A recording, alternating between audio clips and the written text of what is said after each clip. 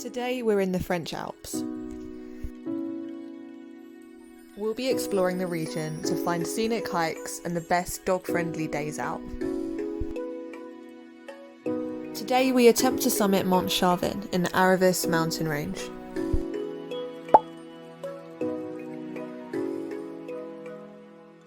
We are about halfway to the summit of Mont Charvin. Charvin. Charvin. If you're new, my name's Ellie. Dom is behind the camera. Hello. And we have a new addition. This is our boy Sisu. Sisu! Yeah, good boy. Good boy. Who's on his very first hike. He's wearing his, this is a Free Peaks belt. Well, I was wearing the belt and now I'm not. This is a nice circular route. So we come all the way up to the valley and then you have a choice. You can either go right up towards the summit or you can go left, which is a longer walk towards the summit, but you have to stop at a lake and there's also a Via Ferrata climb.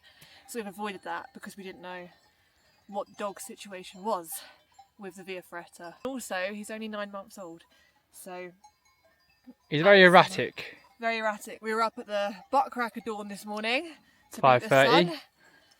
We're beating it, to be fair. Look, the sun's coming. We haven't had an inch of sun yet, but then on the way down it's going to be hotter. But stop eating flies.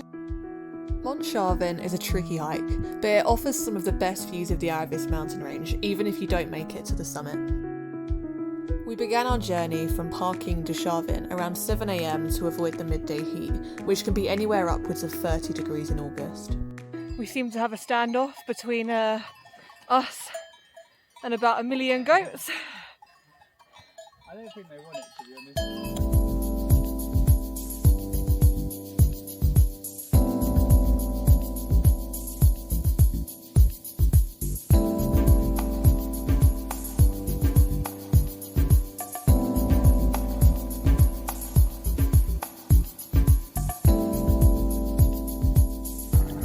Quick water break. He goes through more than us, don't he? He's doing well. He's doing really well. He's dragging me up a little bit. Yeah, give you a little boost. Flying up. Good boy. Standing over 2,400 metres tall, you might feel subtle effects of altitude, but we didn't notice anything on our climb.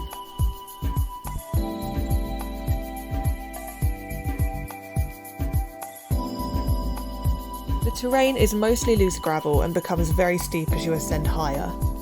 There are occasional low-grade scrambles, but nothing you'll need any specialist equipment for, unless you go clockwise and summit through the Via Ferrata.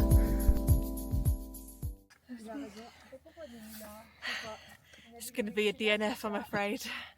We're going to head back down.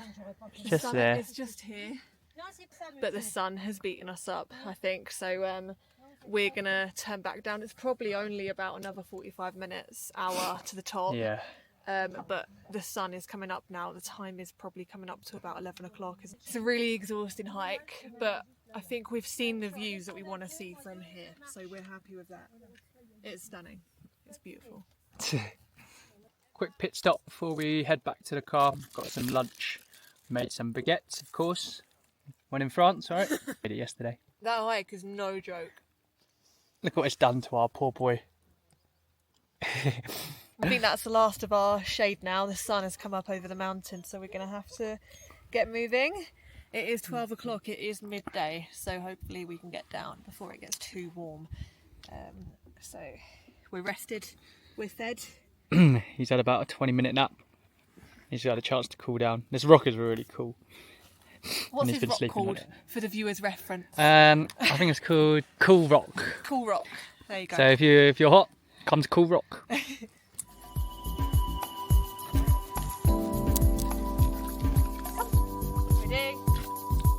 That is cold. Thank you. He's like, I'll have some, you have some. That is cold water.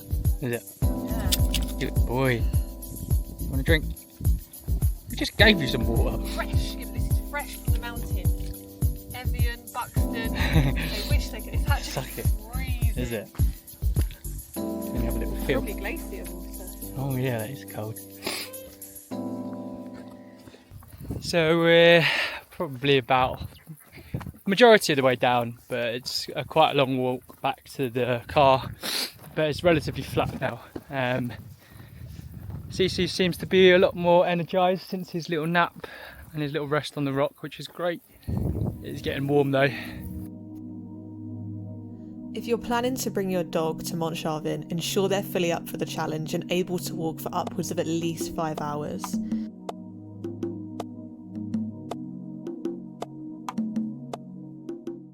Found the jackpot. What have we found? Shade. It's better than finding buried Oh, treasure. bless him. Go on. Good boy, have a rest. Have a well-earned rest. Good boy.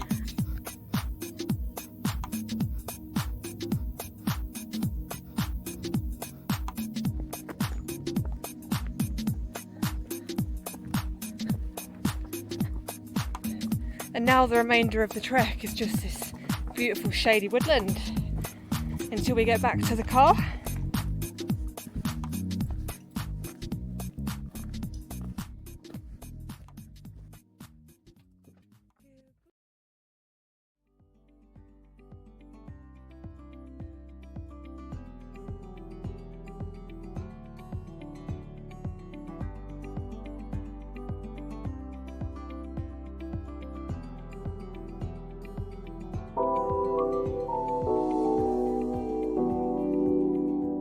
So this morning we're heading to Chamonix.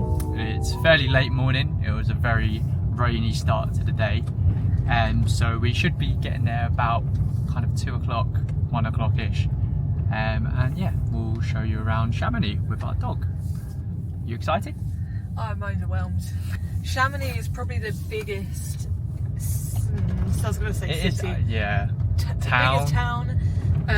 It's the base of Mont Blanc, so it's quite popular with tourists and hikers. But it's got quite a lot of nice shops and restaurants and that kind of thing. Yeah. Ooh-wee. Look at this good boy. Look, good boy, sleeping in the car. Yeah. He's no fuss at all in the car, is he? You're so good. You're just sleeping. You're just sleeping back there. Yeah, good boy. Obviously in France, we are driving on the right hand side of the road, which is strange. Not that it matters because we're up in a mountain anyway and there aren't really sides to the road. It's just kind of a free-for-all. It is a bit like a Top Gear special. Oh, hikers. We have arrived in Chamonix. It is raining, it is dark and gloomy. We are going to try and walk through the centre with Sisu.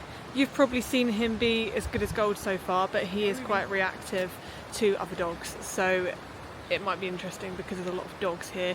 But we're going to try and have a look in some shops with him, see Mont Blanc, and hopefully go and get some vegan food in a restaurant called Sesame, which is a fully vegetarian, mostly vegan place here in Chamonix on the high street.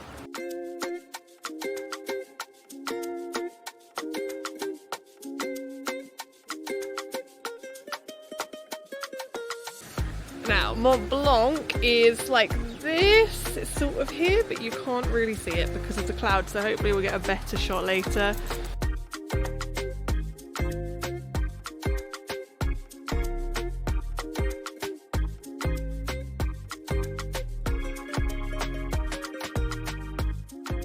After some shopping, we then went to Sesame, the vegetarian restaurant, for our dinner. And then he pulled it in.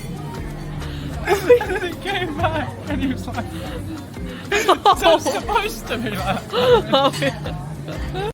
No idea what he's talking about. Even though this restaurant is only vegetarian and Dom and I are both completely vegan, most of the options were suitable for us. It is quite expensive, but the food is really good quality. They've got a really nice outdoor dining area and it's dog friendly as well, so Sisu could sit with us. This is the vegan burger. Fries are ordered separately, but it's got a obviously vegan meat patty and then a cheese, which looks really good. Dom's got the same. We did come the other day and we got something different. We were a bit more adventurous last time, but we're just craving a burger, aren't we? Been a while. I will show you some pictures now of what we ordered last time. We got a falafel bowl and a Thai curry, and they were really good. Desserts last time Not so The cheesecake was good. Not good. And Sisu is just taking a nap underneath the table. He's put himself to bed. Don't disturb him, don't talk too loud.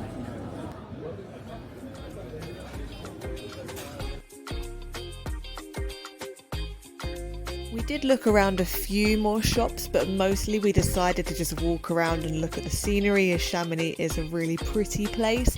We really hoped we'd get a view of Mont Blanc as well if the clouds would clear, but they didn't really settle throughout the day. So rather than go shopping, the day kind of just turned into a really nice dog walk around Chamonix, which I'm sure Cece loved. Good boy. Oh. Good boy. Oh.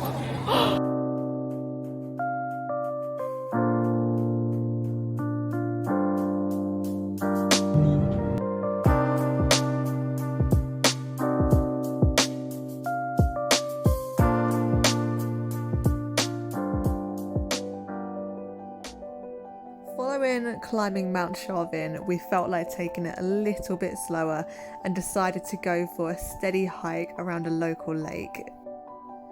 This is St Jurine, and we followed the trail that borders the entire lake.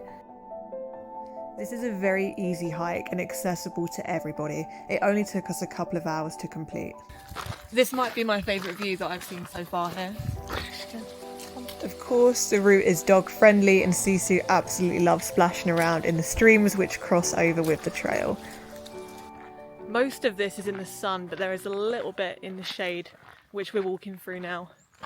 This landscape is a perfect mix of woodland, mountain, lake. The holy trinity of the hike.